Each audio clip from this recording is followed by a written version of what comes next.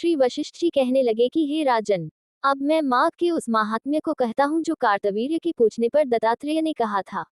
जिस समय साक्षात विष्णु के रूप श्री दत्तात्रेय सत्य पर्वत पर रहते थे, तब महिष्मति के राजा सहस्रार्जुन ने उनसे पूछा कि हे योगियों में श्रेष्ठ दत्तात्रेय जी, मैंने सब धर्म सुने, अब आप कृपा करके मुझे माघ मास का महात्म्य कहिए। तब दत्तात्रेय जी बोले, जो नारद जी से ब्रह्मा जी ने कहा था वही माघ महात्म्य मैं तुमसे कहता हूँ। इस कर्म भूमि भारत में जन्म लेकर जिसने माघ स्नान नहीं किया उसका जन्म निष्फल गया।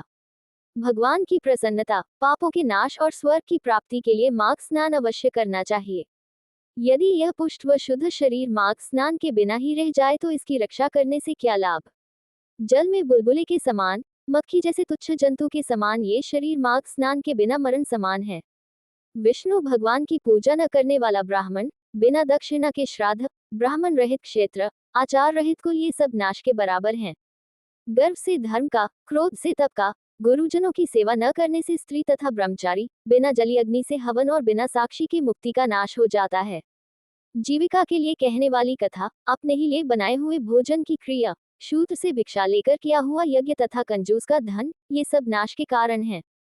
बिना अभ्यास और आलस्य वाली विद्या, असत्य वाणी, विरोध करने वाला राजा, जीविका के लिए तीर्थ यात्रा, जीविका के लिए व्रत, संदेहयुक्त मंत्र का जप, व्यग्रचित होकर जप करना, वेद न जानने वाले को दान देना, संसार में नास्तिक मत ग्रहण करना, श्रद्धा बिना धार्मिक क्रिया, ये सब व्यर्थ है। और जिस तरह दरिद्र का जीना व्यर्थ है उसी तरह माघ स्नान के बिना मनुष्य का जीना व्यर्थ है।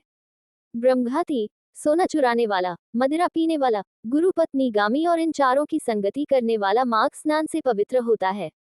जल कहता है कि सूर्योदय से पहले जो मुझसे स्नान करता है मैं उसके बड़े से बड़े पापों को नष्ट करता हूँ। महापातक भी स्नान करने से भस्म हो जाते हैं।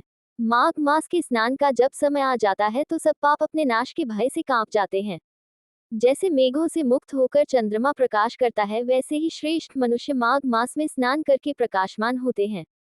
काया, वाचा, मनसा से किए हुए छोटे या बड़े, नए या पुराने सभी पाप स्नान से नष्ट हो जाते हैं। आलस्य में बिना जाने जो पाप किए हों वह भी नाश को प्राप्त होते हैं। जिस तरह जन्म जन्मांतर के अभ्यास से आध्यात्मिक ज्ञान की प्राप्ति होती है, उसी तरह जन्मांतर अभ्यास से ही माघ स्नान में मनुष्य की रुचि होती है।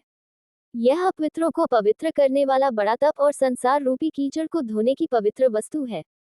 हे राजन, जो मनवांछित फल देने वाला माघ स्नान नहीं करते वह सूर्य, चंद्र के समान भोगों को कैसे भोग सकते हैं।